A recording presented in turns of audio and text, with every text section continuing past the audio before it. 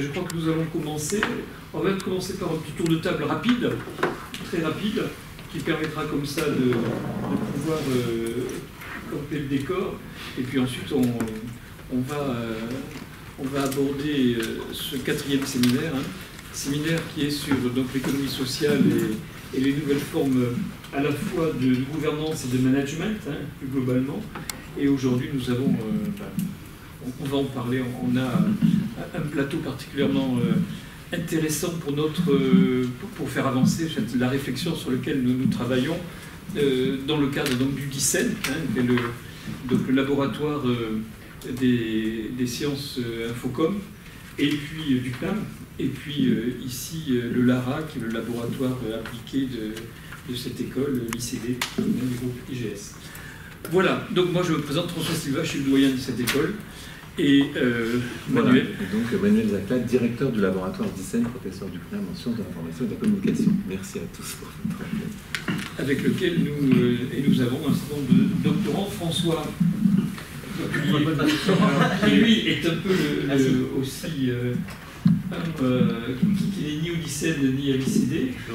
J'ai eu la chance de participer en tant que professionnel au premier numéro de ce cycle, et donc je suis content d'être ici aujourd'hui pour écouter tout ce que vous avez à dire. Moi je suis consultant spécialiste dans l'intelligence collective et la capacité de mobiliser les écosystèmes pour plus de performance organisationnelle. Voilà.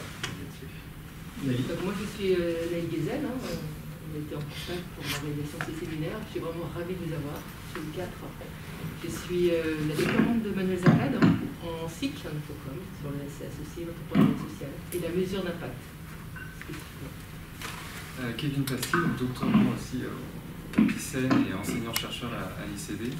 Et doctorant François, je travaille spécifiquement sur la démocratie coopérative et concrètement comment on passe des statuts à l'action d'un point de vue démocratique. Grande question.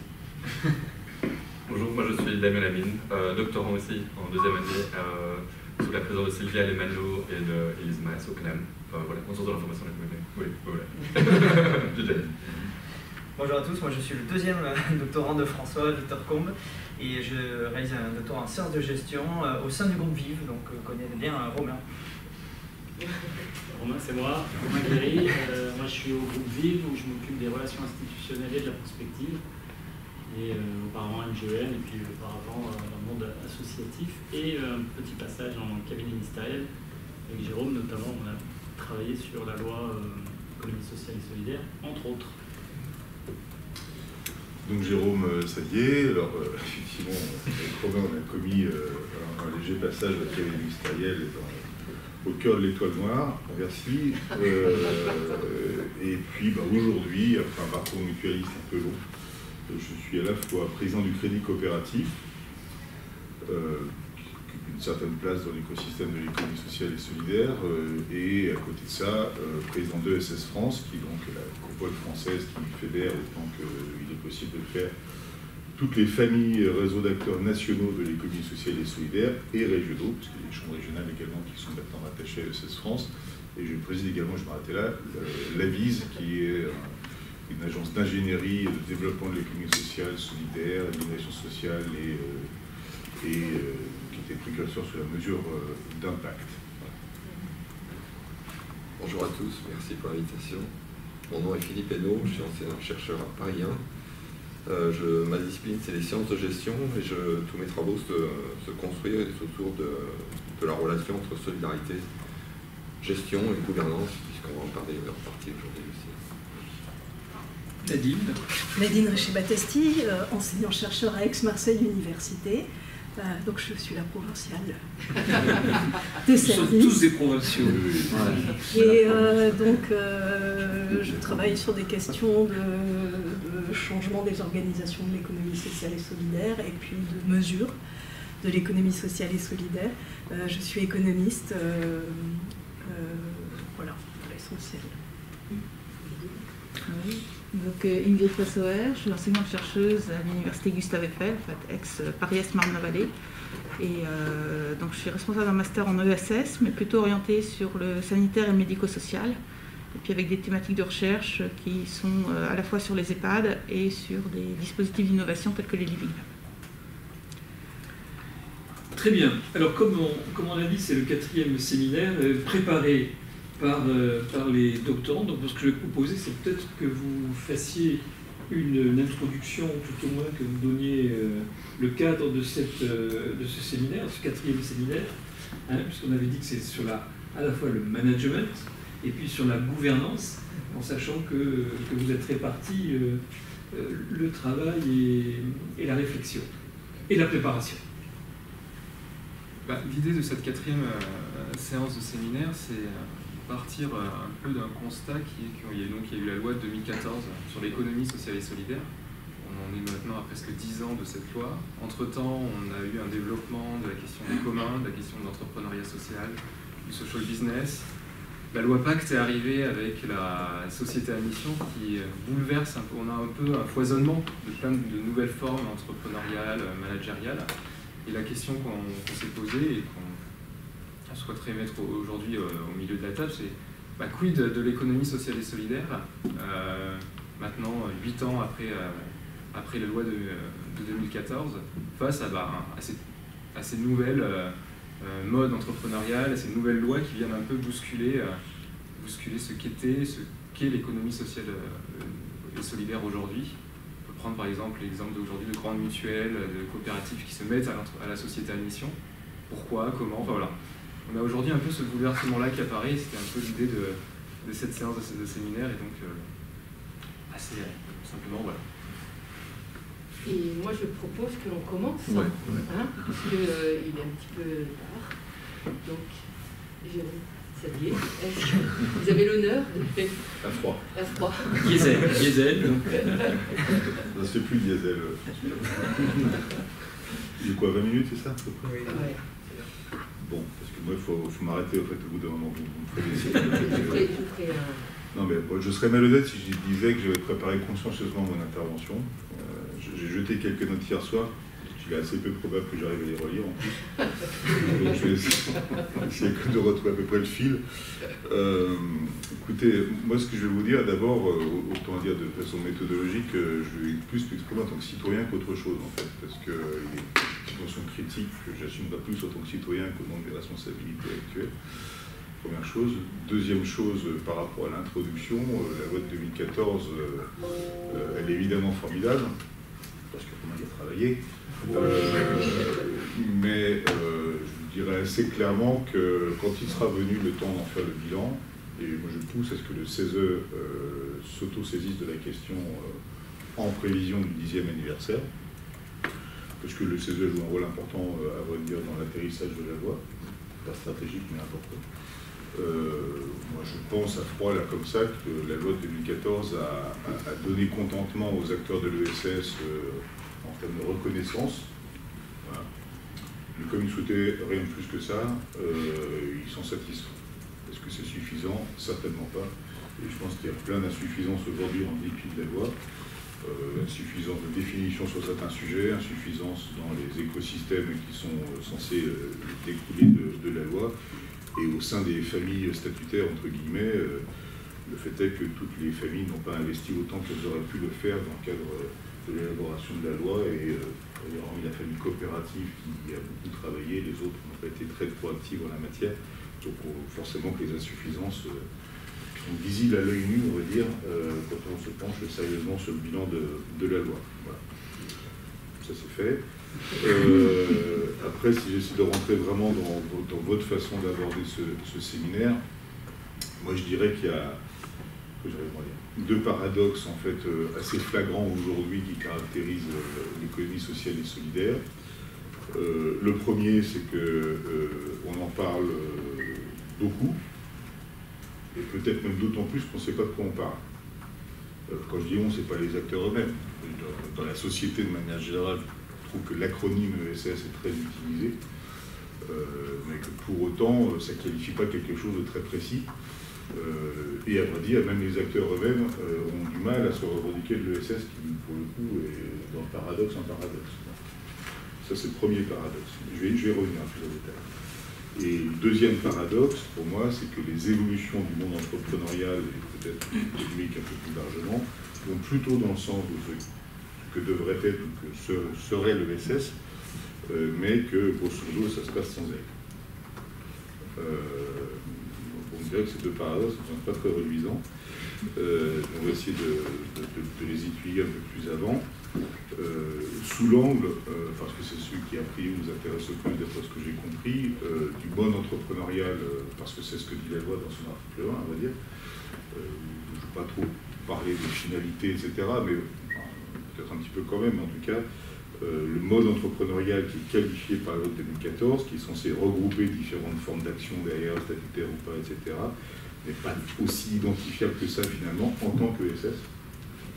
Et parfois même d'ailleurs dans chacune des familles statutaires, à vrai dire, la spécificité entrepreneuriale, mutualiste, etc., n'est pas forcément perçue d'une manière assez naturelle par le grand public. Je ne sais pas si c'est le sujet du grand public, enfin en tout cas par ceux qui seraient intéressés à ça.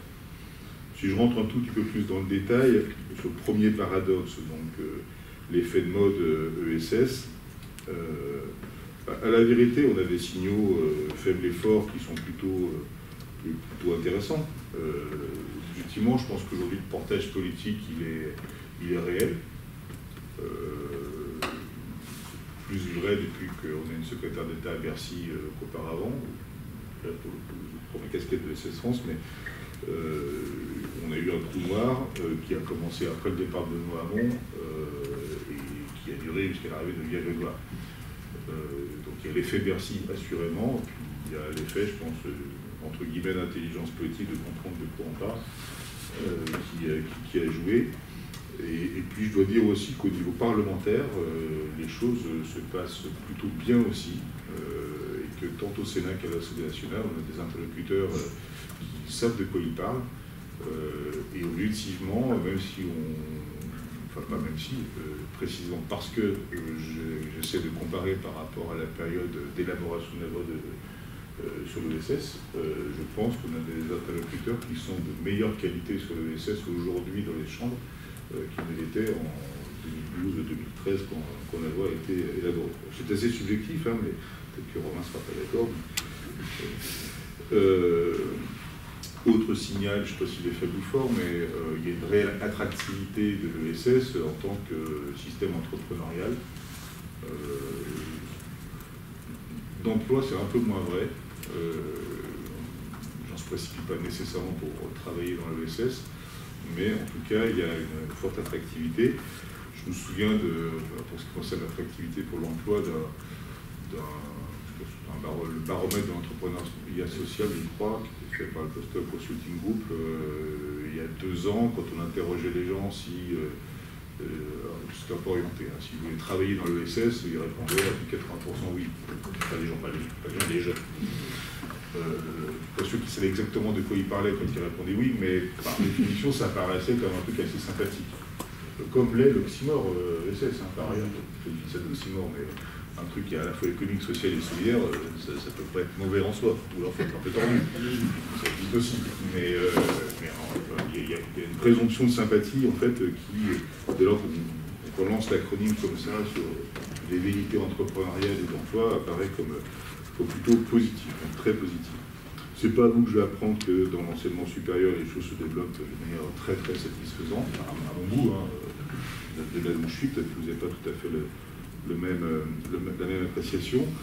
Je pense également que sur les territoires, il se passe plein de choses qui ne s'appellent pas toujours économie sociale et solidaire, mais si on savait les exploiter à ce titre-là, apparaîtraient au grand jour. Et je pense que toutes ces logiques de dynamique territoriale sont extrêmement positives. Et puis même parfois dans les médias, il arrive qu'on parle de l'ESS de manière spontanée, ce qui est évidemment un signe plutôt faible à ce stade, plutôt que fort, mais enfin bon, c'est plutôt pas mal quand même. Puis il y a des réalités, au-delà des signaux. Moi ce que je veux noter, c'est que là où l'ESS a été présente depuis des années, là où elle a constitué des activités économiques, elle résiste bien. Là où elle a créé l'activité, que ce soit dans le monde mutualiste, dans le monde de différents secteurs marqués par la coopération l'ESS résiste plutôt pas mal, à vrai dire, voire même se développe. Il y a aussi des dynamiques dans des formes émergentes. Alors, dans le monde coopératif, c'est le cas avec le développement qui devient quasi exponentiel des SIC, un peu moins vrai des CE qui se cherchent encore un peu, à vrai dire, mais qui finiront peut-être par trouver leur assise. Et puis sur évidemment des logiques dans l'entrepreneuriat social, mais je vais revenir un peu après, qui regroupent des réalités néanmoins extrêmement variées, c'est comme ça, et puis surtout des thématiques nouvelles. Et c'est, je crois, le principal enjeu d'ailleurs de l'économie sociale et solidaire, que d'aller chercher des thématiques nouvelles sur, je ne vais pas être exhaustif, hein, mais sur les mobilités, sur la transition écologique, etc. Dans les réalités, il y a aussi le fait que le modèle se révèle plutôt résilient. Alors, évidemment que la crise qu'on vient de connaître infirme un peu ce jugement, parce qu'autant il y a une douzaine d'années, au moment de la crise financière, on pouvait assurément dire que l'économie sociale était résiliente, ce que nous avons d'ailleurs martelé comme nous étions à Bercy. La vérité, quand il y a une crise de l'activité économique, c'est moins vrai. Parce qu'il n'y a plus d'activité, il n'y a plus d'activité. Donc on a des secteurs, sans les casquettes de banquier pour le coup, qui prennent le dessus, mais il y a des secteurs qui sont à l'arrêt, qui ont été à l'arrêt, qui ont beaucoup de mal à redémarrer et qui gradent la casse. Et le modèle ne protège pas, voire même fragilise. Parce que quand on a des modèles pas capitalisés, je mets des guillemets capitalisés hein, pour simplifier l'affaire, mais trop peu capitalisés, trouver la ressource financière pour maintenir l'activité ou la faire redémarrer, la numériser, faire appel à des nouvelles ressources, etc., c'est pas si simple que ça.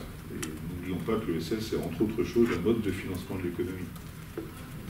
C'est pas qu'un modèle de gouvernance, c'est aussi un mode de financement de l'économie, faire appel à la ressource des personnes qui s'engagent, d'une manière ou d'une autre, hein, consommateurs, salariés, bénévoles, etc. Mais c'est d'abord un mode de pas d'abord, c'est aussi un mode de financement de l'économie sociale et solidaire. Et j'aimerais d'ailleurs qu'on travaille plus sur l'effet systémique que cela peut avoir. J'en parlais l'autre jour à Mondragone, au Pays Basque.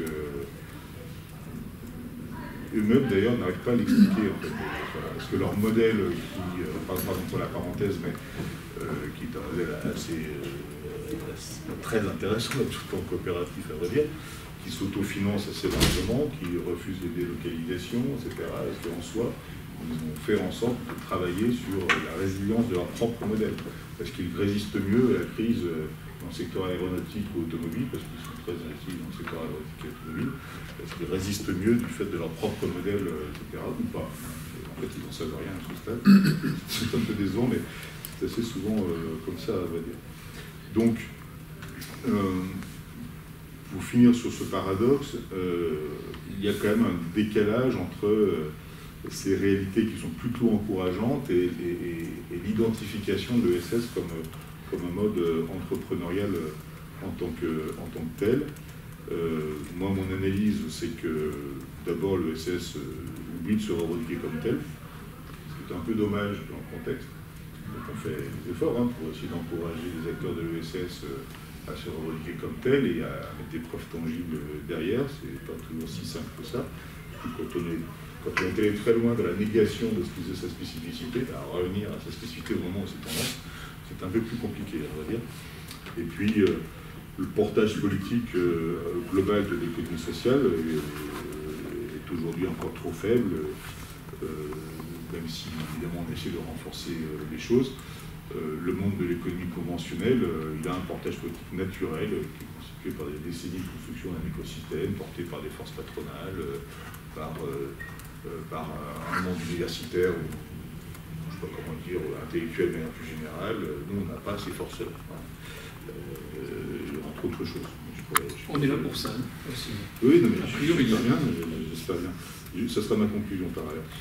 Mais, et puis, je pense qu'on est un peu parasité par les formes juridiques spécifiques, en fait, des composantes de l'ESS. Les mutuelles parlent des mutuelles, les coopératives des coopératives, etc. Mais il n'y a jamais le théorie dessus, en fait, qui fédérerait. Alors, quand je suis vraiment méchant ou de mauvaise humeur, je dis que tout ça est une fiction. À la vérité, je ne connais pas beaucoup d'acteurs de l'ESS qui se revendiquent comme appartenant à l'ESS, en tout cas dans les familles historiques. c'est le travail qu'on essaie de faire aujourd'hui à SS France. Vous entendrez peut-être parler, mais vous connaissez, d'essayer de redonner une carte d'identité politique à tout ce beau monde, parce qu'il y a une loi qui nous reconnaît, qui définit juridiquement l'ESS, mais il n'y a rien qui est défini politiquement au sens où on a des finalités, on veut agir sur la société, etc. Donc on essaie de produire quelque chose qui devrait être adopté le 10 décembre prochain, on a dit contribue, qui, pour ceux qui voudront bien le faire, parce qu'il n'y a pas d'obligation, mais voilà, permettra à chacun, non pas d'adopter une raison d'être, etc., mais de se rattacher à une définition politique de l'ESS. Le deuxième paradoxe, je ne sais pas où j'en suis dans les 20 minutes, mais c'est que le monde entrepreneurial évolue sans elle. C'est un peu caricatural et rapide, mais si on part du principe que l'ESS, comme l'a dit la loi, est un monde entrepreneurial, collectif, à lucrativité limitée, qui fait unité collective ou d'utilité sociale, qu'en soit elle est une économie politique d'ailleurs, on a du mal aujourd'hui à l'identifier en tant que tel. Je vois une raison principale, c'est que on est plutôt dans la microéconomie que dans la macroéconomie. Et dans le débat politique sur l'économie, en fait, on parle beaucoup de macroéconomie, et donc on passe sous les radars. Les acteurs de l'économie sociale, lorsqu'ils font cet effort-là de conceptualisation de leur rôle dans l'économie, en fait, la plupart du temps, ils se rattacheront à une activité où leur forme les amèneront à ne parler que d'eux-mêmes, rarement dans notre société, et rarement avec la volonté d'irriguer le débat macroéconomique. Or, le monde dans lequel on vit, par ailleurs, a besoin de macroéconomie. Et on est très faible, en fait, sur ces sujets-là.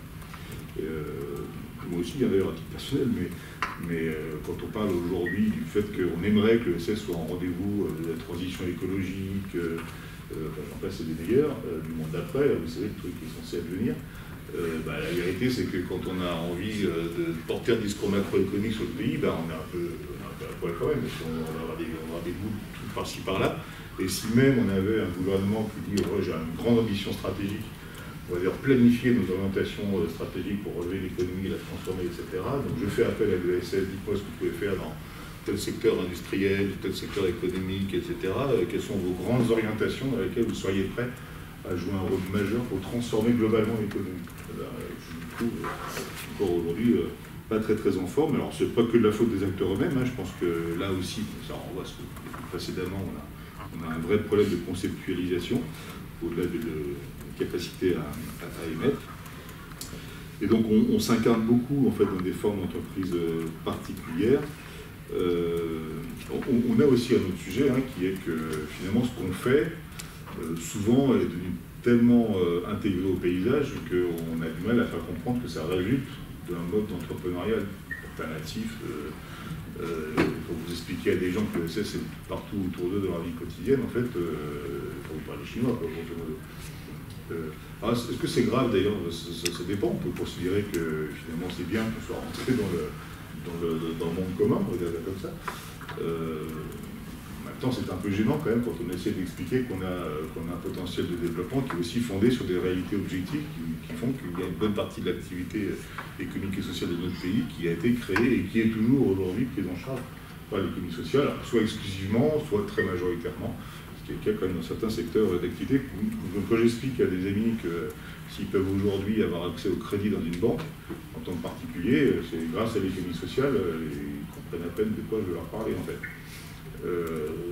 Et pourtant c'est vrai historiquement. Bon, c'est peut-être pas le plus reluisant qu'on ait à revendiquer, mais quoique quand même, ça fait partie quand même du concept de l'économie sociale. Et pardon, je parle, c'est un peu pro-bono, mais bon. Après, il y a, je ne vais pas m'en dire pour le coup, des secteurs entiers où sans économie sociale, ça n'existerait même pas aujourd'hui. Je suis juste un exemple qui est lié à la crise sanitaire. On a évidemment, et à juste titre, glorifié le personnel hospitalier au moment de la plus forte urgence sanitaire, très juste titre, il n'y a pas de sujet là-dessus. Sauf qu'on oublie aussi qu'en même temps, la fameuse première ligne, elle a été constituée de dizaines, voire de centaines de milliers de travailleurs sociaux qui, eux, continuent à travailler, à prendre des risques en allant en domicile, en soignant des gens, en vaccinant, en portant des repas, en accompagnant des gens au quotidien. Et cette première ligne-là, à vrai dire, elle était elle aussi passée complètement sous les radars. Et sans elle, à vrai dire, la solidarité dont le pays s'est prévalu au moment de la crise sanitaire, elle n'aurait pas tout à fait fonctionné de la même façon. Pour finir là-dessus, donc ce mode entrepreneurial, aujourd'hui, il est fortement bousculé, évidemment bousculé par le débat qui est aujourd'hui amené, pas que par l'entrepreneuriat social, mais par le monde de l'entreprise de manière plus générale. Alors, est-ce qu'il y a du calcul, est-ce qu'il y a de la conviction? À la limite, j'en sais rien, et c'est pas forcément là le sujet. Il se passe néanmoins des choses objectivement, en fait. Là, je le dis avec ma casquette de banquier, pour le coup, parce qu'au crédit coopératif, il n'y a pas que des acteurs de l'économie sociale parmi les clients du crédit coopératif. Loin de là. Mais la préoccupation de dirigeants d'entreprise aujourd'hui quant aux questions de transition écologique, notamment, on oublie souvent le côté social derrière quand même, mais elle est réelle, à vrai dire. Et l'envie de faire les choses autrement, de concevoir différemment le projet d'entreprise, cette envie-là, elle est réelle. Est-ce qu'elle est passagère, liée à une période de crise, ou est-ce qu'elle est plus existentielle, liée à une vraie conscience des enjeux? Ça, c'est à la fin de la foire qu'on compte les bouses, comme disait Chirac, mais je crois qu'il ne faut pas négliger ça. On va dire en gros que c'était du greenwashing. Il y en a forcément, mais il n'y a pas forcément que ça. Donc, je pense que le monde entrepreneurial est en train de changer. Il n'a pas trop le choix parce qu'il y a une pression médiatique évidemment sur lui. Il n'a pas trop le choix non plus parce qu'il y a une pression des plus jeunes aussi dans leur rapport au travail. Je suis quand même assez persuadé que pour ceux qui en ont les moyens, une minorité de gens, de se poser la question de savoir où ils veulent travailler, ça reste quand même un luxe à ce stade. Mais pour ceux qui en ont les moyens, en tout cas,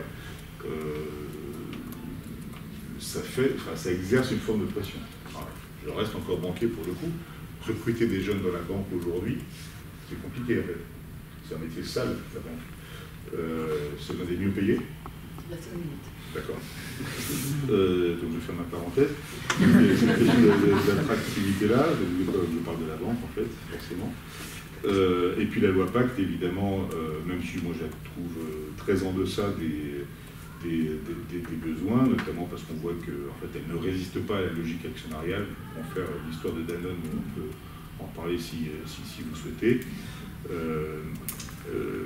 On a besoin de se retourner dans l'ESS vers notre modèle entrepreneurial pour mieux le qualifier, pour approfondir ce qui en fait en principe les fondamentaux, c'est-à-dire quand même une forme d'action, voire de propriété collective. Alors, ça reste un sujet qui débat au sein de l'ESS sur la propriété collective, mais néanmoins, jusqu'à nouvel ordre, ce sont quand même des entreprises collectives. C'est un débat avec les entrepreneurs sociaux, pour le coup, qui ne sont pas toujours sous cette forme-là, c'est bon qu'on puisse dire. Réinterroger les formes de gouvernance qui vont avec, qui ne sont pas aussi exemplaires qu'elles mériteraient de l'être. Et la gouvernance ne se résume pas à la démocratie, je pense. La plupart des entreprises de l'ESS sont certes juridiquement démocratiques, mais enfin bon, elles ne font pas de l'animation démocratique un sujet permanent. Et puis d'ailleurs, je pense que ce n'est pas forcément ça l'enjeu d'ailleurs, parce que dans une entreprise, quelle qu'elle soit, et a fortiori dans l'ESS, c'est le processus délibératif qui est important. La sanction démocratique par le vote est évidemment incontournable chez nous, je ne vais pas la critiquer du tout, mais en qualité, elle ne résulte que de la qualité de la délibération. Donc si vous n'accordez aucune importance à la délibération avant le vote, on va dire votre vote il sera peut-être à 90% positif, mais en fait il ne sera pas pour autant un vote qualitatif. Donc, le sujet chez nous, c'est la délibération. Et pour le coup, je pense qu'on a une organisation spécifique qui peut permettre de rendre la délibération qualitative beaucoup plus que des entreprises conventionnelles. On pourra rentrer après, si vous voulez, dans les détails. Et puis, je vais vraiment arrêter. Si, pardon, il y a un sujet quand même. Je pense que le débat à côté duquel nous sommes passés, au départ, d'une mauvaise raison, c'est le débat sur la mesure de l'impact. Il est aujourd'hui confisqué, ce débat, par des minorités agissantes qui, je fais un choc le cash, mais qui parfois ont tendance à considérer l'impact comme une façon d'attirer des apporteurs de capitaux. Ce qui peut en soi un but illégitime quand on a la forme juridique de ces structures-là. Oui, à peu près de quoi je vais parler. Mais je fais partie de ceux qui pensent que tout n'est pas mesurable dans la vie, ou quantifiable, ou en tout cas pas comme ça. Et que si l'ESS existe, c'est précisément parce qu'elle arrive à produire de la valeur de manière différente que la seule volonté de quantifier les choses pour la rendre attractive au lieu des apporteurs de capitaux. Pour autant, est-ce qu'on peut vraiment passer à côté? Je ne pense pas. Et toutes les structures de l'ESS devraient s'interroger, certainement pas de façon normée, mais adapter à leur structure, à leurs activités, etc., pour vérifier que ce qu'elles disent avec des mots justes, mais néanmoins galvaudés, que tout le monde aujourd'hui s'approprie. Tout le monde parle aujourd'hui d'entreprises citoyennes, solidaires, responsables, utiles, résilientes. François, dans la banque, tu dis, tu n'as plus une banque qui parle d'argent dans sa com. Sauf nous, on essaie de prendre le contre-pied, parce qu'il faut bien parler d'argent un peu de temps en temps, mais quand tu dis une banque, a priori, ce qui est intéressant, c'est l'argent, c'est pas de savoir si on est utile, citoyen, responsable, etc. On peut l'être par ailleurs, c'est bien sur les ontologiquement, mais si c'est que de la com, ça ne sert plus à rien. Donc je dis très sérieusement, dans l'économie sociale, il vient du monde mutualiste, mais le fait d'employer des mots très galvaudés, y compris qu'on est solidaire, pardon Romain, j'ai dit un truc méchant pour les mutuelles, mais comme j'étais partie prenante là, démontrer aujourd'hui qu'une mutuelle est solidaire, c'est extrêmement compliqué en fait. Et c'est dommage qu'il y a 10 ans, en 2010, la FNMF a renoncé à ce chantier-là. Elle avait commencé, parce qu'elle voyait bien que la mesure d'impact commençait à sortir, qu'il y avait de la concurrence qui arrivait, etc. Et quand il s'est agi de calculer le service social rendu, grâce au modèle mutualiste, donc là on est au cœur du sujet, elle s'est arrêtée. Bon, il y a plusieurs sujets, ils n'avaient pas envie de partager leurs données, ok, mais surtout le fait est qu'avec la normalisation de l'activité, c'est très compliqué d'expliquer en quoi on est la mutuelle française. C'est très compliqué d'expliquer en quoi on fonctionnait différemment. Il y a des différences, je ne dis pas qu'il n'y en a pas du tout. Mais dans l'activité d'assurance, au cœur du sujet, c'est très compliqué d'expliquer que c'était différent. Voilà. Et quand on renonce à exercer son pouvoir intellectuel en fait, sur ce sujet-là, on renonce à exercer un magistère politique aussi. Et j'en finirai par là, parce que l'ESS dont elle a besoin aujourd'hui, indubitablement, c'est de se relancer sur la valorisation de ce modèle entrepreneurial, de ces modèles entrepreneuriaux, qui sont évidemment différents en fonction des formes d'action qui ont été choisies. Et là, il faut traiter les sujets de gouvernance, d'impact, etc., pour rendre aussi le secteur attractif, parce qu'il y a quand même ce sujet-là qui se pose. Deuxièmement, il lui faut aussi avoir un cadre idéologique fort. Parce qu'en fait, si à la fin on finit qu'avec des trucs sympathiques qui s'additionnent les uns aux autres, on sait très bien, mais si on croit vraiment à ce qu'on fait et qu'on pense que ça a un sens par rapport à l'évolution de la société, parce que moi je pense que dans l'ESS on exerce une pensée critique sur l'économie et sur la société, si on ne le fait pas, on passe à côté de quelque chose.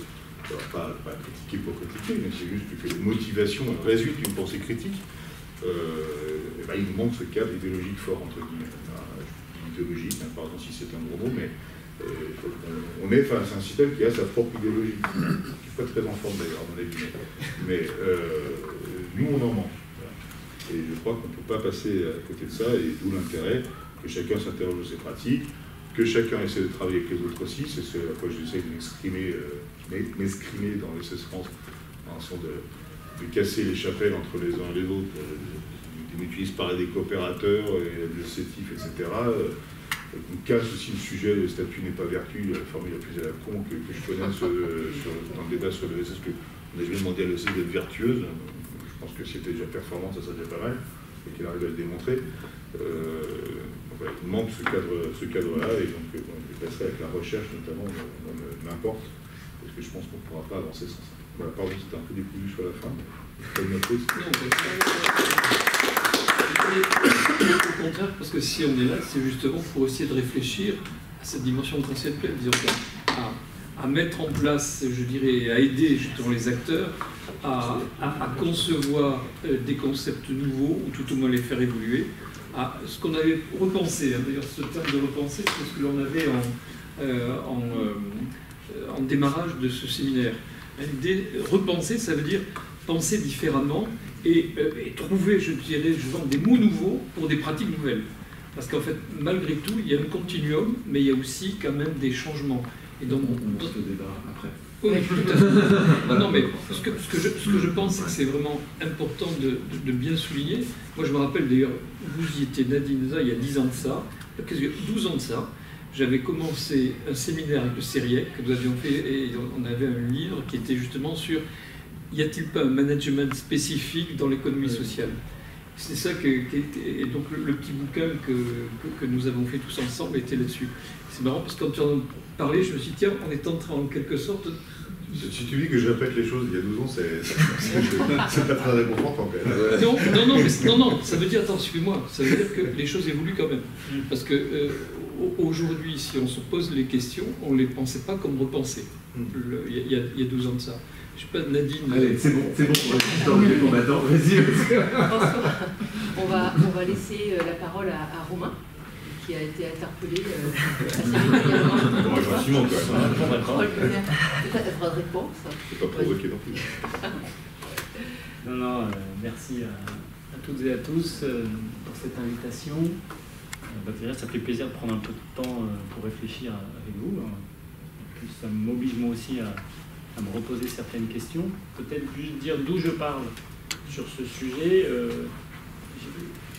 Avant de rentrer au cabinet avec Jérôme au service du ministre, moi j'ai été au CGS, qui est l'ancêtre de ESS France, où justement on avait travaillé avec d'autres à préparer ce qui allait devenir la loi de 2014, puisque ça figurait dans les revendications premières de la famille de l'ESS à l'époque. Donc finalement, ce que j'avais commencé à élaborer, alors c'était une toute petite structure, moins étoffée que maintenant, et finalement ce qu'on avait élaboré à quelques-uns, en gros 3 ou 4, allait constituer le socle de ce que l'on avait à mettre en place. Donc au passage, c'est là qu'on voit que parfois on ferait bien de s'abstenir de certaines propositions, parce que quand il s'agit de les mettre en œuvre, c'est une autre paire de manches. Maintenant, moi je suis dans l'économie sociale, dans une grande mutuelle, dans un grand groupe de mutuelles, et le regard que je vais avoir, c'est un mélange de praticiens, de retour sur le passé, et un peu de réflexion aussi, parce que ce sont des sujets qui m'animent depuis, finalement, depuis que je suis en âge de lire Alternative économique. Donc, en gros, depuis mes jeunes années au lycée, à étudier la science économique et après à la faculté. Alors, moi, mon intervention va se faire en 3 points. D'abord, je vais vous parler un peu du passé, petit retour sur le passé comme l'a fait Jérôme. Vous parler de quelques perspectives et, troisièmement, de quelques prospectives. Ça 20 minutes à faire. Ouais. Alors, je me suis acheté une super montre hier, voilà, donc j'ai chronographe, montre de plongée, 20 minutes. Dans 20 minutes, je suis en apnée, donc vous me remontez s'il faut. Alors, retour sur le passé, comme je vous le disais. Bon, on est dans un pays qui... Alors, je ne sais pas s'il y a des juristes ici autour de la table, je n'ai pas cru l'entendre, mais on est dans un pays qui a quand même un amour de la loi. C'est peut-être ça notre grande force. Alors, ça doit venir de notre héritage romain, mais il nous faut des lois. S'il n'y a pas de loi, ça n'existe pas. Donc, en 2011-2012, quand tout le monde se met à réfléchir sur ça, moi j'étais très réticent à ça, notamment au CGS, parce que je ne voyais pas en quoi la loi allait changer la chose. Mais tout le monde, je me rappelle mon président de l'époque, la loi, la loi, la loi. Bon, très bien, faisons une loi. Quand je regarde sur le retour sur le passé, finalement, c'était peut-être pas une si mauvaise idée, puisque cette loi, tout le monde en parle, et puis comme les gens sont attachés à ce fétiche qu'est la loi, elle a une valeur. Notamment, elle a une valeur, alors c'est mon premier point, elle a une valeur pour l'administration. Ça, c'est quelque chose que je n'avais pas en tête à l'époque en 2011, parce que je n'avais jamais travaillé dans l'administration, ou avec l'administration. Et dans l'administration, qui est quand même très puissante dans notre pays, s'il y a une loi, ça change les choses.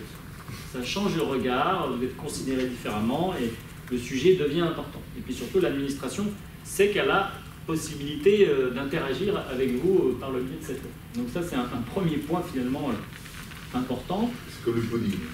La preuve du pudding, c'est qu'on mange, donc la preuve de l'ESS, c'est qu'elle est dans du droit. Deuxième point positif, que je regarde avec le recul, et Jérôme en a parlé, c'est, encore une fois, à l'occasion, quand vous faites une loi, il y a un engouement médiatique qui se crée et qui ne s'est pas tari depuis. Alors ça s'explique parce que, pour avoir vu ça de l'intérieur, quand vous mettez en branle la machine de communication de l'État, elle a un effet très notable sur le système médiatique français. Puisque vous savez que notre système médiatique est très peu doté en moyens d'investigation. Comme ça, il y a peu de rédactions qui ont des enquêteurs, et donc tout ce que vous leur apportez, ils le prennent. et souvent presque sans le remâcher, ils le recrachent au public. Donc, bravo. Ceux qui savent le faire, non mais ça vous décodez dans la période actuelle quand vous voyez les éléments de langage repassés en tel quel.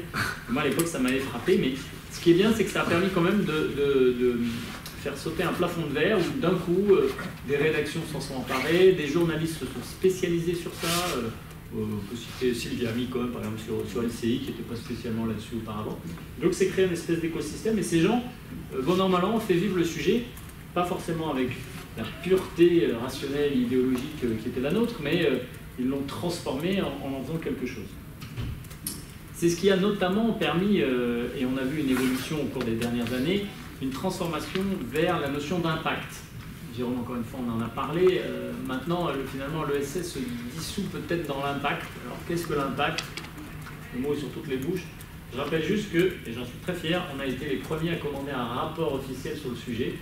Si vous cherchez dans les arcanes de l'administration, il y a un rapport fait par Hugues Sibyl et le ministère des Affaires étrangères. À l'époque, c'était dans une perspective internationale sur ce qu'on appelait l'impact investing.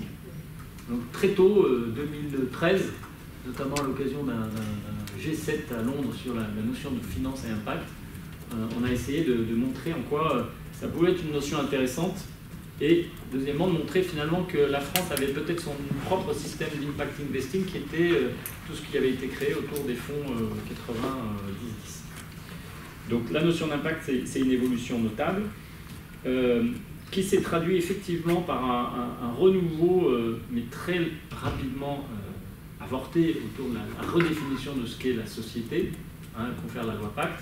Et là, je rentre dans la catégorie des regrets, c'est que finalement, nous, à un moment dans la loi, on avait tenté de travailler sur cette question de la définition de la société, pour se dire que finalement l'ESS c'était une chose, mais si elle n'impactait pas, ne contaminait pas le reste du champ économique, elle restait cantonnée à des bornes trop étroites. Et que de facto, il fallait empiéter sur le champ de l'économie à but lucratif et essayer d'aller retravailler la notion de société avec l'article du 132 du Code civil qui définit la société comme deux ou plusieurs personnes qui se réunissent dans un but de partager un profit. Et donc on avait voulu travailler à quelque chose avec des juristes de très bon niveau, parisiens, me semble-t-il, j'ai plus tout ça en tête. Et finalement, et c'est aussi peut-être un regret, par manque de soutien politique, et ça m'amène à rappeler que quand on étudie ces choses-là, il faut aussi peut-être l'aborder sous un aspect de science politique. Quel est l'écosystème de gouvernance politique au moment où se fait la loi? Et bien finalement, on s'est très rapidement rendu compte que les ambitions qui étaient celles affichées au départ et qui étaient les nôtres, de transformation du système, ont buté sur des limites d'engagement politique qui fait que quand il s'est agi de transformer l'article clé de voûte du capitalisme, qui est l'article 132 du Code civil, tout de suite la peur revenant à la surface, oulala, on recule. Idem quand il s'est agi de définir la notion de non-lucrativité, parce qu'on avait tenté de faire on a lancé notamment la direction juridique de Bercy, tout de suite il y a eu une grande crainte là-dessus, et donc on voit que faire une loi qui avait quand même un côté subversif, en notamment au départ voulant travailler sur la reprise d'entreprise par les salariés, chose assez subversive qui a choqué beaucoup de monde, qui voulait retravailler donc des tentatives de redéfinition de la société, de la non-lucrativité. Bon, s'il n'y a pas l'écosystème politique de soutien avec, ça devient très très compliqué à faire, et c'est pour ça que finalement elle n'atteint peut-être pas tous les objectifs qui étaient les siens. Puis il y a aussi des circonstances qui font qu'à un moment, le ministre part, il va à l'éducation nationale, et c'est plus du tout le même engagement, le même portage, et tout ça s'arrête juste au début de la loi. On se rappelle qu'il part juste après le vote au Sénat, donc il n'a même pas fait la première lecture à l'Assemblée nationale. Non, c'est la navette qui s'est pas faite. Moi, je sais plus, mais moi j'ai un doute, en tout cas j'étais pas à l'Assemblée. Ce qui m'étonne. Non mais c'est la navette, parce qu'elle est navette, les navettes c'est... Ah oui, bien sûr, mais bon, moi, en gros il fait pas on va pas jusqu'au bout de la démarche, quoi. Donc Après, c'est pris par d'autres. Donc, tout l'aspect un peu... il y avait des choses dans les tuyaux. Alors, quelque chose d'assez innovant qui était un travail sur les monnaies complémentaires, les monnaies solidaires. Ça arrive à passer quand même, notamment parce qu'il y a un travail qui a été fait avec le ministère de Madame Duflot. Mais finalement, le gros du travail qui avait été fait pendant 2 ans et demi a constitué le socle premier.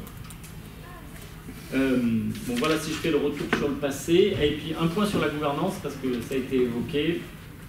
Finalement, si j'essaie de me rappeler, dans la loi, les seuls points qui traitent un peu de gouvernance sont ceux qui parlent de révision coopérative. Donc là, c'est quelque chose que notamment j'avais piloté. Donc c'était l'idée que la révision coopérative qui préexistait dans certaines branches coopératives devienne légale et obligatoire pour toute coopérative, et qu'on mette le tiers comme certificateur contrôleur de ce qu'est la bonne gestion de la coopérative. Est-ce que la coopérative répond aux intérêts de ses membres? Et là encore, peut-être quelque chose qu'on aurait pu faire si on avait plus de temps ou restait un peu plus longtemps aux manettes, c'était étendre la révision coopérative, par exemple, aux mutuelles. À un moment, il y a eu des débats, est-ce qu'on ne va pas vers une révision mutualiste? C'était des choses que les gens me disent. Avec le recul, moi je me demande si ce ne serait pas une bonne idée. Donc voilà quelques points sur le passé. Sur la perspective. 2 éléments de perspective. Alors, un plus négatif, un plus positif. Moi, de manière un peu négative, quand je regarde ce qu'est l'économie sociale, la façon dont les tendances se dressent, il y a un phénomène de réduction tendancielle, qui est que sur des marchés en compétition, l'économie sociale, par son côté, par sa moindre compétitivité en matière d'accès au capital, tend à réduire. Donc, là, je veux dire par là que si vous prenez 2 opérateurs,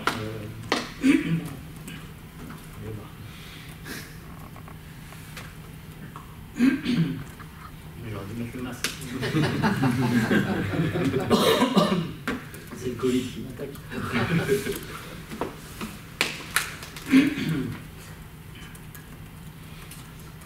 En plus, ça demande une force vocale très forte. Donc, je reprends ma démonstration.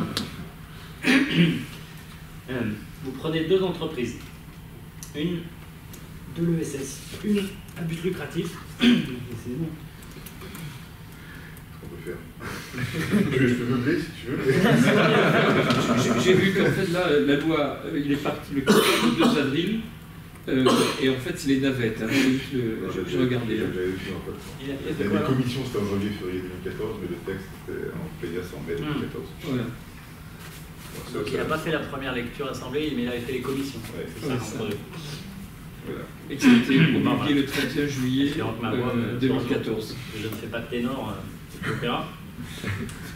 Donc mon idée de réduction tendancielle de la place de l'ESS dans un système concurrentiel, c'est que, c'est pas une idée, c'est beaucoup d'économistes qui pensent à ça, c'est que si vous prenez 2 entreprises, une à but lucratif, une non lucrative, dans un système, dans un marché en concurrence, l'entreprise de l'ESS n'ayant pas la possibilité d'émettre du capital sur un marché, parce qu'elle n'a pas de capital, elle ne peut pas émettre d'actions et lever du capital quasi gratuit, sauf les frais d'avocat, etc., se retrouve très limitée dans sa capacité de développement.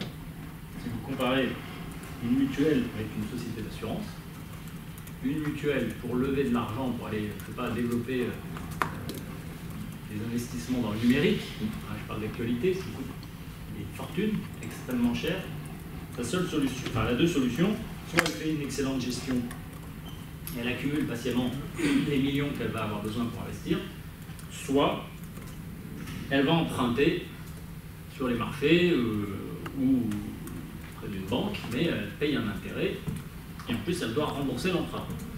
Une société à but lucratif qui émet des actions, elle lève du capital et elle est tout de suite plus concurrentielle. Elle peut faire du dumping sur les débuts d'année, elle peut investir à perte, etc. Et ça, on le vit tous les jours. Et ça vaut pour les mutuelles, ça vaut pour les associations qui sont en concurrence, par exemple dans le secteur de l'insertion. Les acteurs d'insertion, ils accumulent patiemment quelques millions, quand des acteurs à but lucratif peuvent lever des centaines de millions et des marchés qui ont été déjà défrichés par les États. Donc ce phénomène de réduction tendancielle, il avait été compensé dans le passé par un cadre juridique que moi je vais appeler non-profit friendly, issu de grandes décisions quasiment du début du siècle, pendant près de 100 ans, un peu moins. On avait un cadre qui permettait que les entreprises de l'ESS, sous différentes formes, ne payaient pas l'impôt sur les sociétés de la même manière, ou ne le payaient pas du tout. Donc elles pouvaient accumuler plus fortement des excédents et les mettre en réserve. Elles pouvaient recevoir des aides d'État sous forme de subventions. Elles pouvaient recevoir des aides d'État sous forme de marché réservé. Dans les scopes, on avait le quart réservataire sur l'accès au marché. C'est quand même une aide hallucinante quand on y réfléchit. Hallucinante, le quart du marché qui devait aller à une scope. Ça a été un système permettant le développement. D'autres ont eu des aides d'État sous forme de prêts de personnel, non indemnisés, gratuits. Voilà, dans les mutuelles, ça a été très fort. Le personnel de l'éducation nationale qui allait dans la mutuelle de l'éducation nationale sans être indemnisé au début. Maintenant, ils y vont toujours, mais la mutuelle doit les payer à l'euro près. Et tout ce système a éclaté à la fin des années 90, milieu des années 90, quand, par des décisions de droit de la concurrence européenne et française, le concept de same level playing field est apparu et qu'on a dit que toute entreprise de l'ESS doit être considérée comme une société à but lucratif. Et donc, de ce fait, l'environnement non-profit friendly a disparu.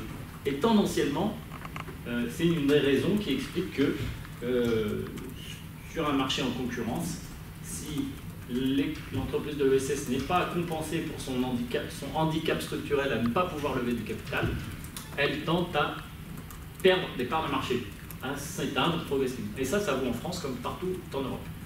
On a eu des exemples avec des acteurs de l'insertion en Roumanie qui, après avoir défriché des marchés de recyclage pour insérer des Roms, se retrouvent très rapidement en concurrence avec des acteurs à but lucratif qui ont vu là un secteur d'avenir. Donc, moi, ce que je veux signifier par là, c'est que s'il n'y a pas le rétablissement d'un cadre juridique favorable au développement d'une économie à but non lucratif ou à lucrativité limitée, on pourrait rentrer dans le débat, l'économie sociale tente à réduire sa part. Alors regardez le marché de l'assurance complémentaire santé, là c'est une démonstration en temps réel de ce que je dis là. Et dans le médico-social, j'ai entendu qu'il y avait des gens qui travaillent là-dessus. Regardez le marché des EHPAD, regardez le marché des crèches, regardez le marché, et je dis marché parce que c'est devenu un marché, des cliniques privées non lucratives, des soins de suite et de réadaptation, etc., etc. On peut tous les faire. Les seuls qui demeurent encore, c'est le handicap, pour des raisons, encore ça tient, mais ça peut là aussi disparaître.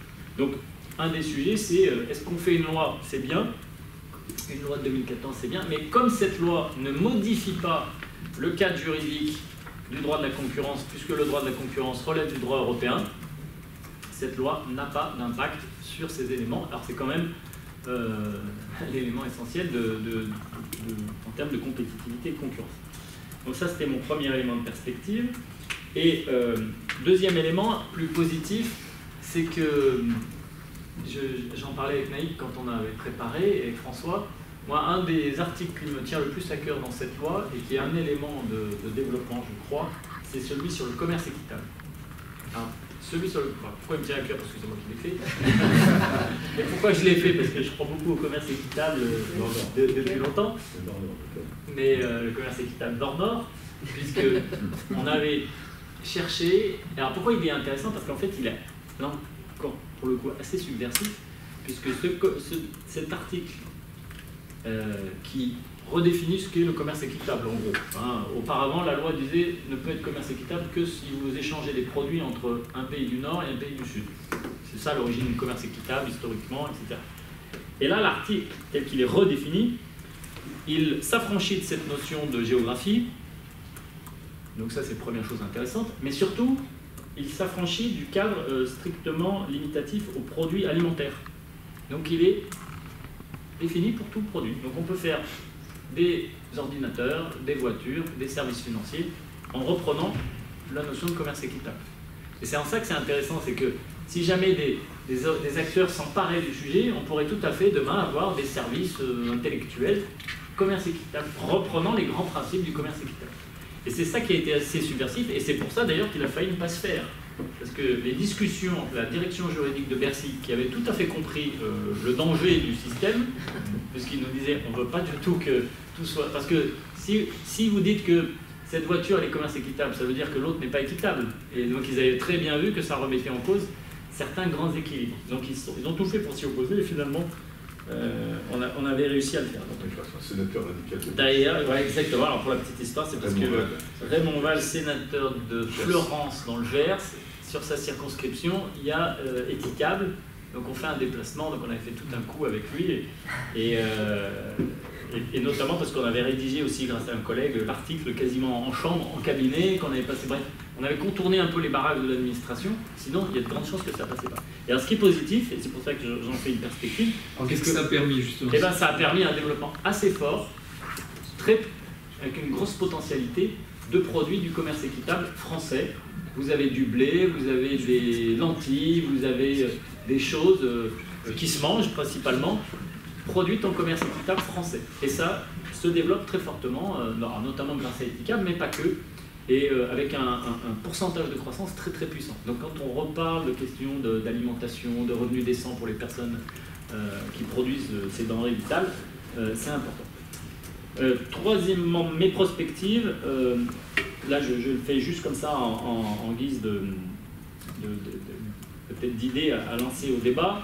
C'est une question moi qui m'anime, c'est est-ce que l'entreprise de l'économie sociale, ou est-ce que l'économie sociale peut être la forme d'entreprendre adaptée au monde post-croissance? Je vais dire schématiquement au monde de Greta Thunberg. Quelle sera l'entreprise dans laquelle Greta Thunberg ira travailler? C'est une bonne question. Est-ce que c'est l'entreprise à but lucratif? Je ne le crois pas. Est-ce que c'est une entreprise qui intègre elle-même ses propres limites? Je le crois plus. Et c'est, me semble-t-il, en cela que les entreprises de l'économie sociale, inventées au XIXe siècle, à une époque où on touche aussi aux limites de destruction de l'environnement et aux destructions de l'environnement social, une entreprise qui, par la loi ou par ses propres statuts, intègre trois limites. La limite de son périmètre d'activité. Quand vous regardez les statuts des entreprises d'économie sociale, ou les pratiques, finalement, elles se limitent dans leur champ d'activité. Sur les mutuelles, l'article L111-1 du Code de la mutualité ouvre un vaste champ d'action, mais qui est limité. On ne peut pas tout faire.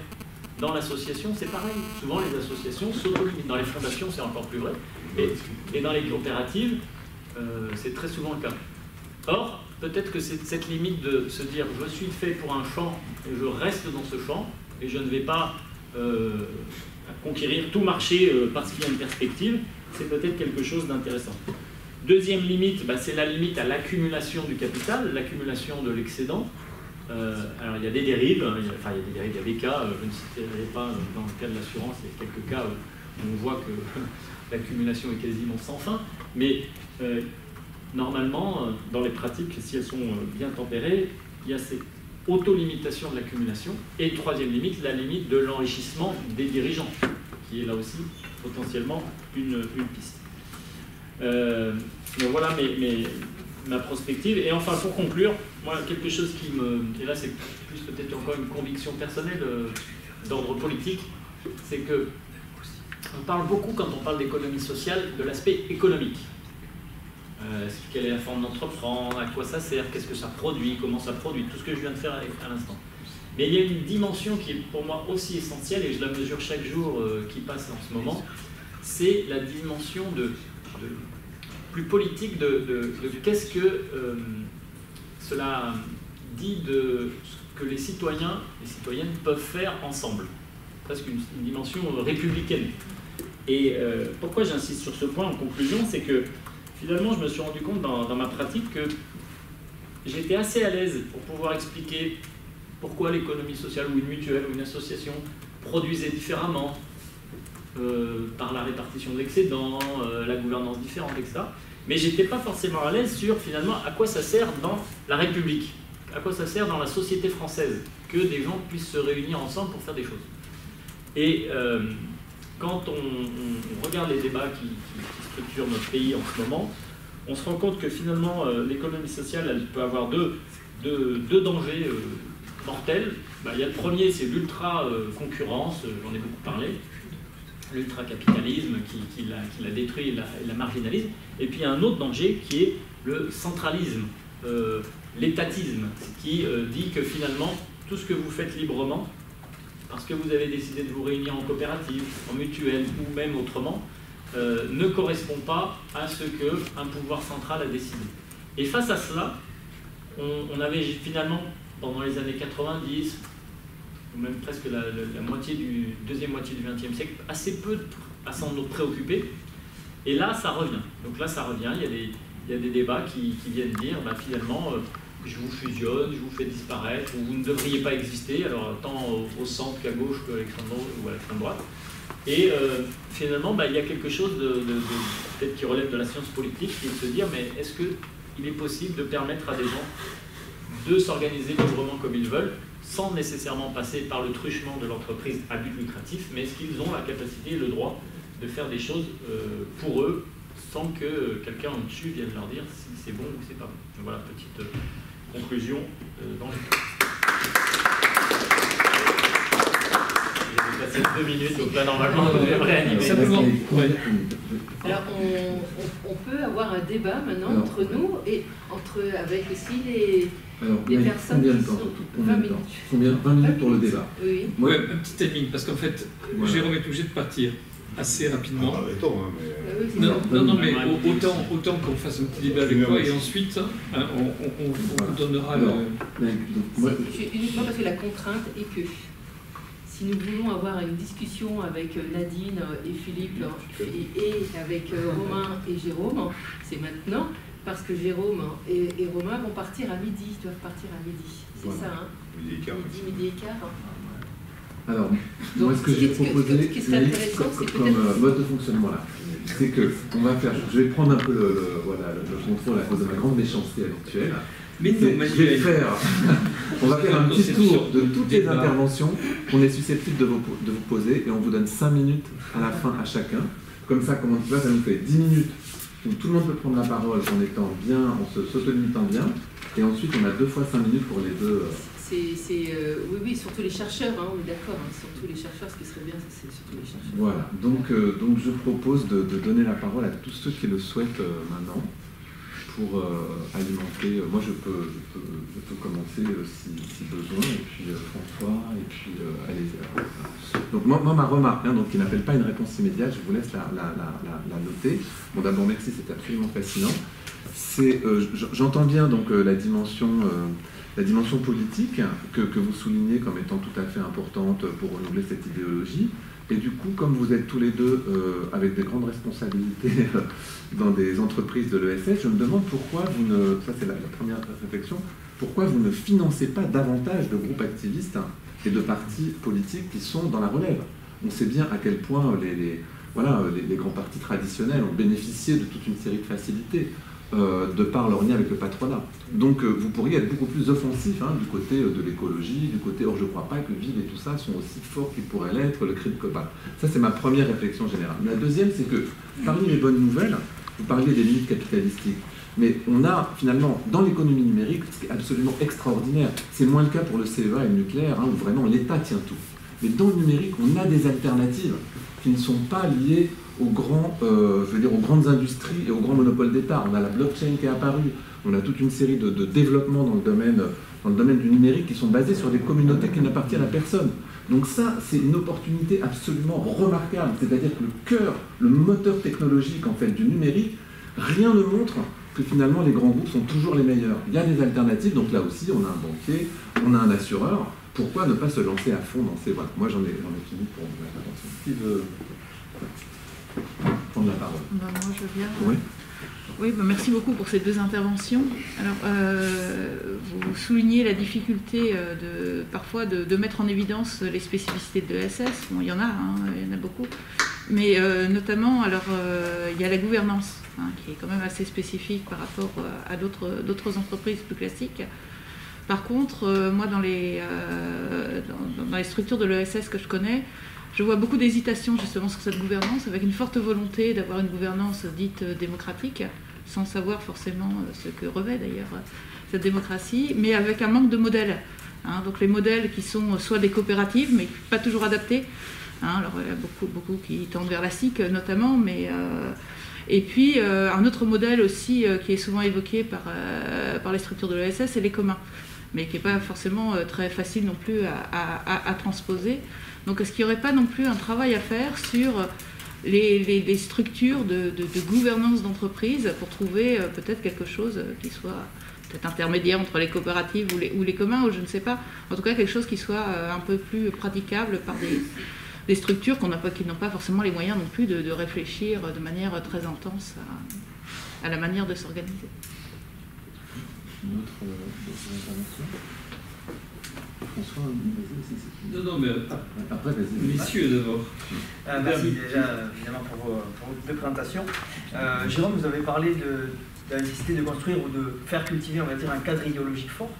Et je me demandais, moi qui travaille aussi au sein d'un groupe mutualiste au quotidien, je remarque en fait une asymétrie entre l'adhésion à un cadre idéologique fort de quelques-uns, de certains grands passionnés et certaines personnes qui sont vraiment intéressées par le modèle d'alternative porté par ce cadre idéologique, et on va dire la majorité des autres personnes qui travaillent dans ces structures-là, qui sont d'autres parties prenantes vraiment essentielles quand même à ce modèle, qui ne partagent pas, qui ne connaissent pas vraiment ce cadre idéologique, qui sont là, pour d'autres termes, pour prendre le job tout simplement, et qui se retrouvent dans une machine qui essaye, pour moi il y a une machine qui est en train de s'essouffler parce qu'elle essaye de promouvoir auprès de ses parties prenantes externes un cadre idéologique fort, quand bien même ces forces internes ne sont pas encore soit intéressées, soit acculturées à ce même cadre. Et je voulais juste avoir votre réaction là-dessus. Merci. Il y a juste une remarque sur la conversation d'Arnaud Lacan sur la conversation Teams qui remarque est-ce que l'ESS ne gagnerait pas à s'emparer ou à réinvestir l'audit social pour marquer, pour évaluer son impact réel en termes d'innovation managériale, de gouvernance et de RSE. Et moi j'ai peut-être une question, c'est vrai qu'on parle beaucoup de la gouvernance quand on définit l'économie sociale et solidaire, d'ailleurs elle est principalement définie par cette gouvernance, et je rejoins un peu la remarque d'Ingrid, c'est qu'en fin de compte, est-ce qu'en fin de compte aujourd'hui ces modèles ne sont pas aussi à inventer, parce que très concrètement, que ce soit les coopératives, les mutuelles, mais aussi les associations, ces modèles-là savent qu'ils ont une particularité, laquelle ils ont du mal à définir vraiment leur particularité, et surtout de la mettre en pratique. Et quand ils se posent la question comment la mettre en pratique, ils n'ont pas de réponse.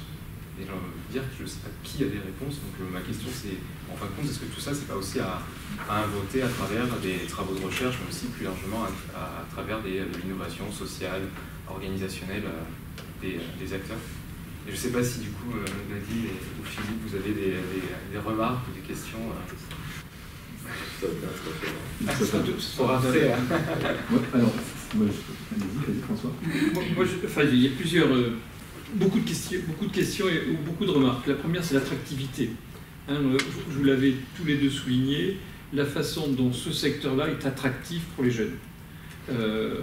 Et que moi, je le vois il y a 20 ans de ça, quand j'étais à l'ESC Marseille, qui voulait aller où? Chez IBM, à la BNP, à l'époque c'était les Big Five. Aujourd'hui, ils veulent aller soit au Mali, soit les petits frères des pauvres, soit s'occuper des femmes battues. Et que ça, c'est tant mieux. Parce que là, vraiment, il y a un changement, je dirais, que je crois qu'il y a eu un débat disant nous avons perdu la bataille idéologique. Non, je crois que non. Je crois que les jeunes, justement, ils sont très attentifs à tous ces questionnements-là, que ce soit le commerce équitable ou que ce soit pas le commerce, mais la relation sociale. Et donc ça, c'est le premier point. Donc là, moi, je dirais bravo, vous l'avez bien souligné. Deuxième dimension, la notion de délibération. Ça me semble vraiment central. C'est-à-dire qu'effectivement, c'est de quelle façon, dans la gouvernance et dans le management, cette notion de délibération est au centre du fonctionnement de ces organisations, et que c'est vraiment... Troisième élément, on me disait qu'on faisait des anciens combattants. Non, on ne fait pas les anciens combattants. On est en train de dire qu'il faut repenser. Ça veut dire donc qu'il y a bien un questionnement qui se pose, il y a bien des concepts nouveaux. Et là, je repense à Nadine, quand on n'a pas de commun. Avec Nadine, on se rappelle quand on a fait venir Elinor Ostrom, ça fait maintenant plus de 10 ans, et que la notion de commun, l'économie sociale l'a découvert, ou l'a redécouvert, et on se l'est approprié. Et que moi, je me rappelle quand on avait commencé à dire, tiens, on va faire venir Elinor Ostrom, parce qu'il s'avère que bon, je la connaissais par ailleurs avant et tout, on m'a dit, Elinor qui quoi, commun, ça veut dire quoi et tout. En fait, on est au cœur. Et donc, c'est cette pensée, repenser, enfin, alors, c'est pas de l'idéologie pour moi, c'est vraiment une vraie pensée des concepts nouveaux. Et que ça, c'est vraiment central. Et que je pense que ce que Ostrom nous disait sur le commun, derrière, c'est la notion de gouvernance, mais aussi, c'est la notion de management, parce que c'est pas que la gouvernance. Si on n'est que sur la gouvernance, c'est mort.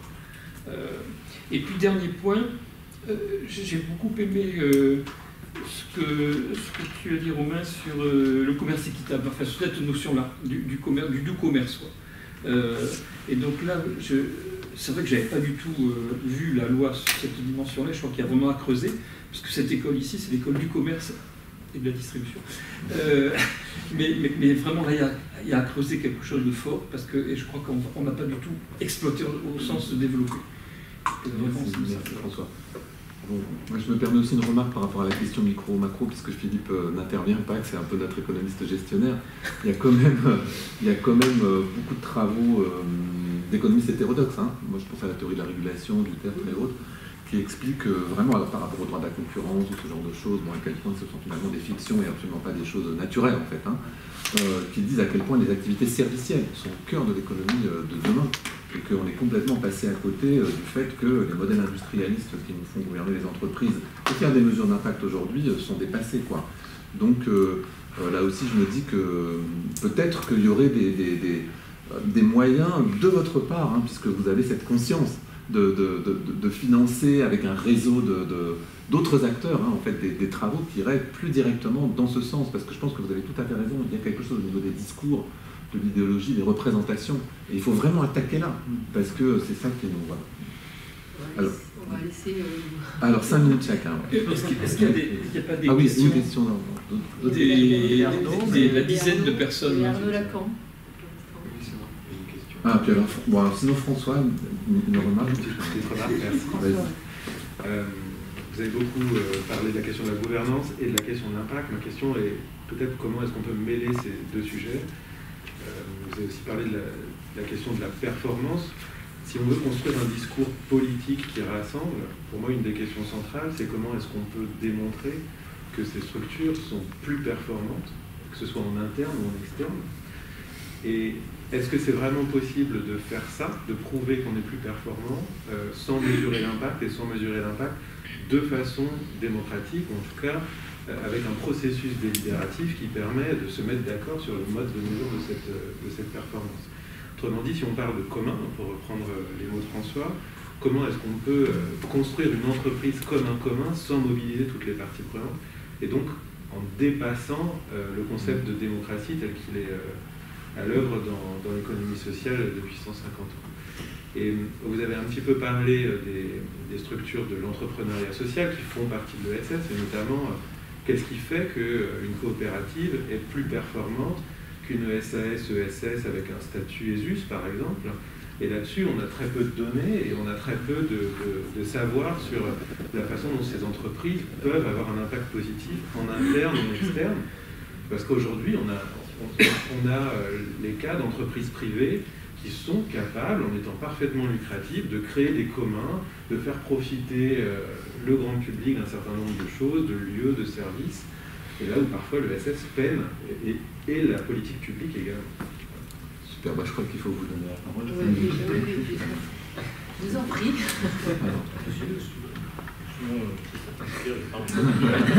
Donne comme tu veux. Si tu veux, je commence comme tu as commencé tout à l'heure. Alors, je vais faire des réponses un peu en Voilà, je mets mon chrono, hop. C'est un monde du GIGN, hein, je fais la blague. Alors sur les... Finalement, vous posez la question, pourquoi vous ne financez pas des groupes activistes Alors je veux dire, on ne peut pas le faire. c'est pas dans la politique ou dans la culture maison de s'impliquer dans la chose politique comme ça en direct. En revanche, on finance des think tanks, des initiatives, l'Institut Polanyi qui veut faire des choses, des gens qui réfléchissent un peu à côté, mais il n'y a pas de possibilité de rentrer dans le débat politique comme le font nos concurrents à but lucratif. Nous, on se l'interdit parce qu'il y a une forme de loyauté, de respect. Je ne sais pas comment le qualifier, mais c'est pas du tout, c'est même pas imaginable. En tout cas, dans les maisons où je suis passé, ça ne se posait pas comme ça. Après, ça n'empêchait pas que les individus collaborent avec certains projets, mais en tout cas, il n'y avait pas cette volonté de disruption du modèle politique. C'est pas du tout... C'est très... il y a un côté aussi institutionnel, ou peut-être institutionnalisé. Ces grandes entreprises, notamment je parle des plus grandes entreprises de l'ESS, celles où je suis passé, sont devenues des formes d'institutions, avec leur code, leur temporalité très lente, et ne sont pas là pour forcément renverser la table. Un élément sur lequel je voulais insister, c'est, je ne sais pas si ça fait partie de vos axes de recherche, mais c'est peut-être une réflexion autour du lien entre certaines difficultés de forme de l'entreprise ESS et moi ce que j'appellerais l'affaiblissement, ou si ce n'est l'effondrement de la social-démocratie dans le champ politique. Parce qu'il y a historiquement un lien très fort entre cette forme de social-démocratie, les partis socialistes, la CFDT, ou je ne sais pas qui, mais mettez-y qui vous voulez, enfin vous voyez de ce dont je veux parler, et qui alimentait ou faisait vivre des formes historiques de l'ESS. Et finalement, on voit que l'effondrement de l'un, eh ben, ça a des conséquences sur les autres, où finalement le projet politique, pourquoi on est là, est peut-être sapé sur ses bases. Alors comment il se réinvente? Il se réinvente peut-être par l'écologie, par les nouveaux mouvements dont vous avez parlé, mais tout ça n'est pas structuré comme ça a pu être structuré historiquement par le passé. Et finalement, là, il y a peut-être un champ de recherche ou de travail à faire. En tout cas, moi, c'est quelque chose que je vis fortement. Un point aussi c'est votre référence à Elinor Ostrom qui m'y a fait penser. Je vous invite à aller lire l'ouvrage qu'on avait fait avec Benoît Hamon à l'époque à Bercy, avec quelques chercheurs qu'on avait invités. On avait fait une sorte de colloque où on s'était dit, et c'était parti de notre voyage en Angleterre, où on avait rencontré quelqu'un qui avait bossé avec Tony Blair et qui nous avait dit finalement, on avait fait plein de choses avec Tony Blair, quand on est parti, les remplaçants ont changé plein, tout ça, et les seules choses qui auraient pu rester, c'est si on avait théorisé ou conceptualisé tout ça dans un ouvrage.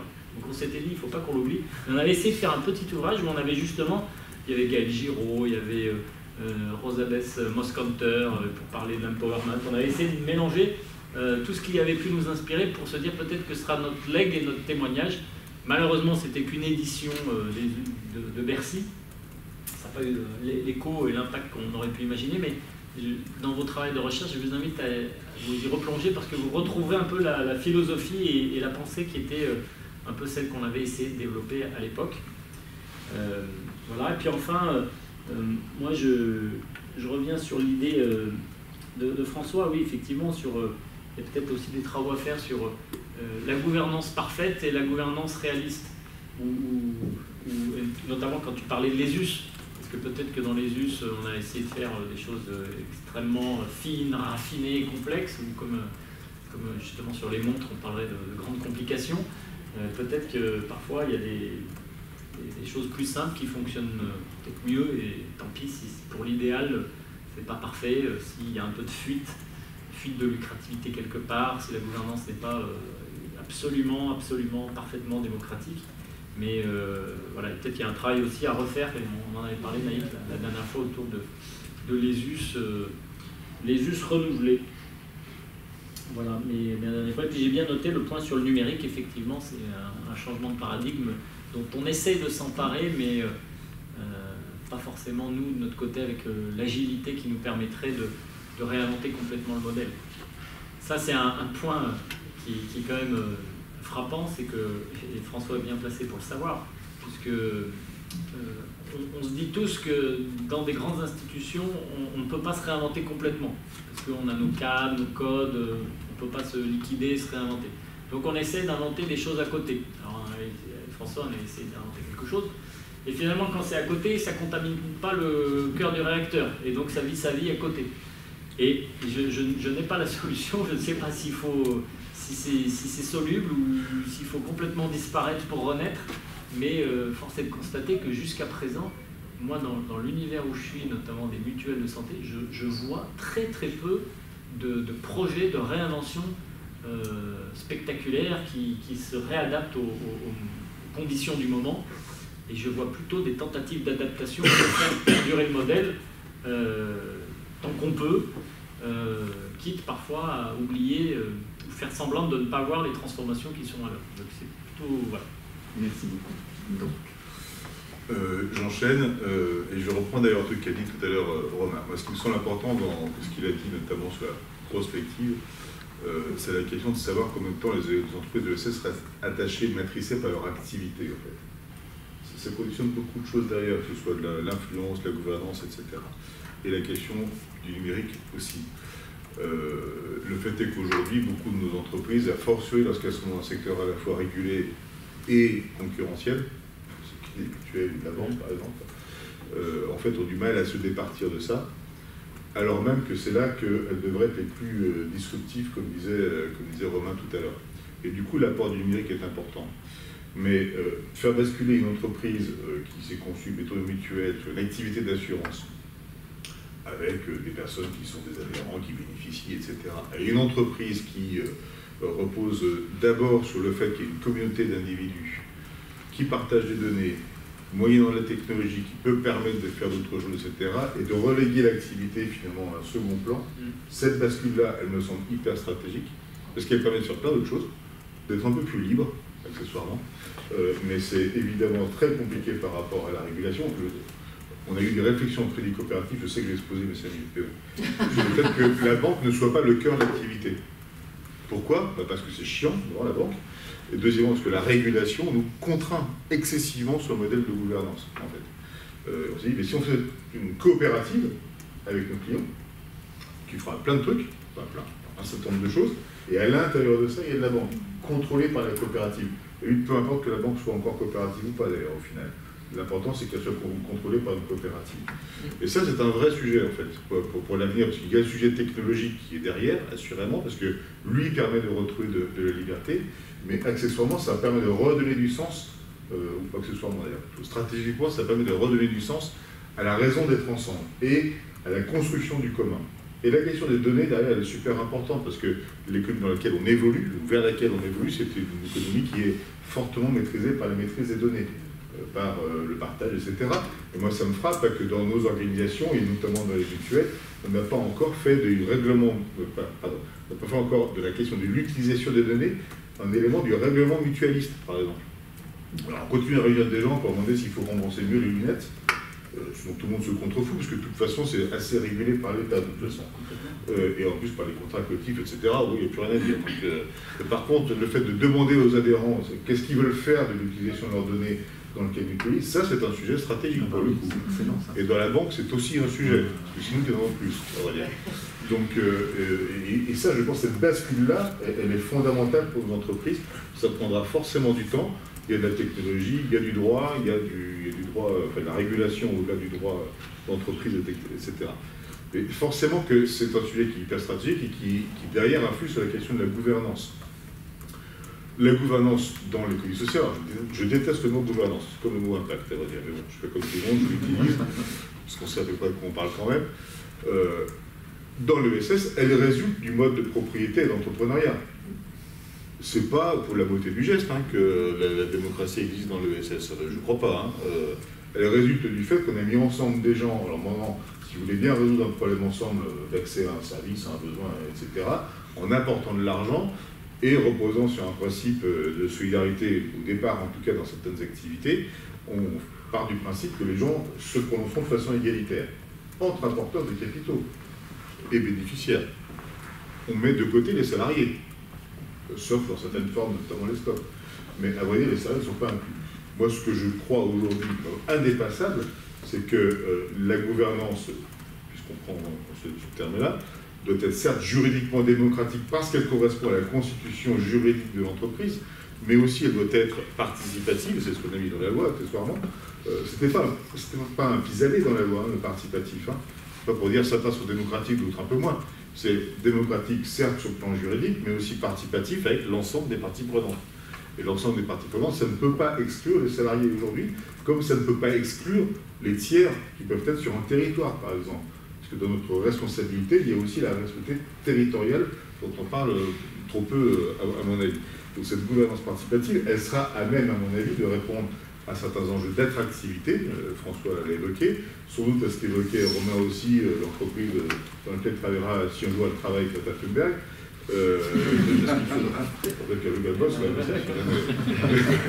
Ça va bien de voyager autour du monde, de temps en temps. Mais donc, concevoir le cadre effectivement d'entreprise qui pourra le faire de cette façon-là. N'oublions pas qu'être dans l'ESS, c'est assumer un champ de contraintes supplémentaires. Alors c'est factuellement vrai dans les coopératives la plupart du temps, parce que ce sont des SA, ou des SARL, grosso modo. Et elles s'infligent, entre guillemets, un champ de contraintes supplémentaires qui résulte des principes coopératifs de votre 47. Mais souvent, c'est quand même beaucoup plus compliqué de diriger des entreprises de l'ESS ou de les manager qu'une entreprise conventionnelle, parce qu'on s'ajoute des contraintes de finalité, de responsabilité, de gouvernance participative. Organiser des quêtes démocratiques, ça prend du temps, la décision est plus lente. Dans une mutuelle, vous prenez des décisions une fois par an selon un rythme saisonnier. Vous connaissez beaucoup d'endroits où on prend des décisions sur un rythme saisonnier, vous.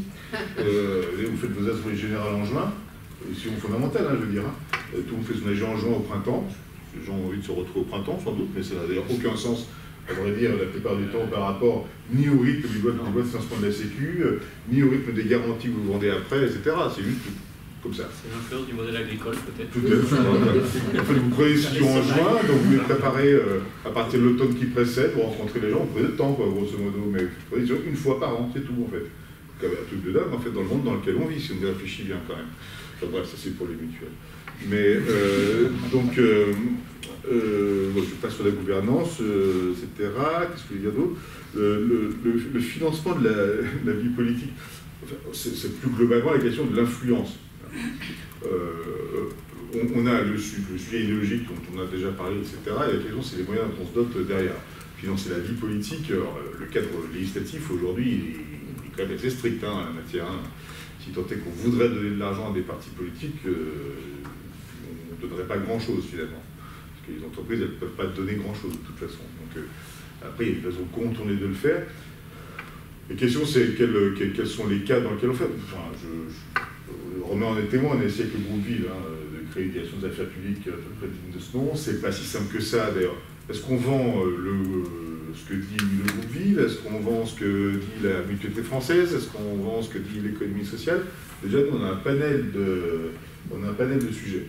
Deuxièmement, nos entreprises, elles sont encore beaucoup trop matricées par l'activité, ce que je disais tout à l'heure, au début. La plupart de nos entreprises ont de stratégies d'influence principalement à partir de l'activité qui est la leur. Dans la banque, le lobbying, entre guillemets, le plus d'influence, il sera au sein de la Fédération bancaire française. Donc rien à voir avec l'économie sociale en tant que telle, parce qu'on parle de notre activité. Le lobbying lié à la banque coopérative, il est beaucoup plus faible, effectivement.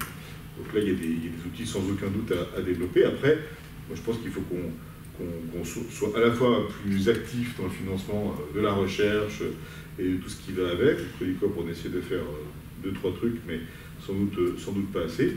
Et après, dans l'interaction avec les partis politiques, là, je le dis en connaissance de cause avec SS France, hein, l'initiative qu'on a lancée là sur la de l'ESS nous a amené à écrire à presque tous les partis politiques. Certains sont mis de côté, on va dire, parmi ceux qui sont représentés au Parlement de côté. Presque tous répondent. Presque tous les partis politiques ont répondu par des contributions à la question de savoir quel était selon eux le rôle de l'ESS dans votre République. On a dit dans les témoins, on a reçu comme des contributions, sauf du Parti Socialiste et des Républicains. mais tous les autres ont répondu. Bon, après, je ne parle pas des qualités de ce qui est écrit dedans, mais néanmoins, ils sont intervenus. C'est vrai qu'aussi avec ma casquette de Crédit Coop, comme on finance toutes les campagnes électorales de tout le monde, ça aide aussi à avoir une relation. Enfin, financer. Financer et prêter de l'argent. Oui, prêter de l'argent. Dans le cadre légal. Sur l'audit social, pardon, et sur la démonstration de la performance, en tout cas c'est comme ça que je l'ai écrit, moi j'en suis convaincu. Enfin, Romain l'a dit, on n'a pas pu aller aussi loin qu'on l'aurait voulu dans le cadre de la loi de 2014. Romain parlait de la réunion coopérative. Alors déjà, on l'a étendu à tout le monde coopératif, ce qui n'était pas le cas auparavant. On voulait aller plus loin, on voulait imposer quelque part, d'une manière ou d'une autre, à toutes les entreprises se réclamant de l'ESS, à faire la démonstration à intervalles réguliers de la cohérence entre leur appartenance à l'ESS et l'application d'un certain nombre de principes, voire la mesure de leur performance. On n'a pas réussi, pour le coup, à cause des acteurs eux-mêmes d'abord. Effectivement, ils n'étaient pas demandeurs. Seules les coopératives l'étaient, et encore ça dépendait des endroits, et c'est fait de manière plus ou moins qualitative, on dit ça comme ça. Mais à vrai dire, les acteurs n'étaient pas spécialement demandeurs, et il faut les convaincre que c'est évidemment important. On a eu un pis-aller, qui est le guide des bonnes pratiques, mis en place par le conseil de l'ESS, mais que personne n'utilise ou presque, à vrai dire.